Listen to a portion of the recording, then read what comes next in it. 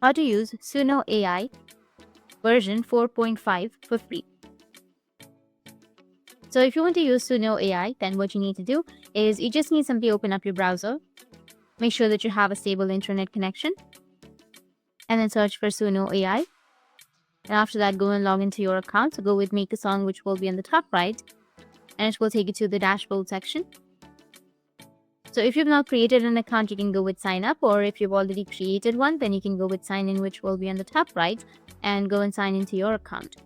Now, once you've logged into your account, you just need simply go with the create section, which is here on the left side. Once you click on create, it will have you this kind of interface. So you just need to simply enter a song description. So enter the description right here, or you can also add some audio if you want to, and then the lyrics, and also add instrument. Once you've done with it, you need to just go with create, which will be on the bottom. Once you enter your description, you will have the create button. You need to click on create, and it will create the song. That's how you can use your Suno AI. And if you have any questions, feel free to comment below. Thanks for watching.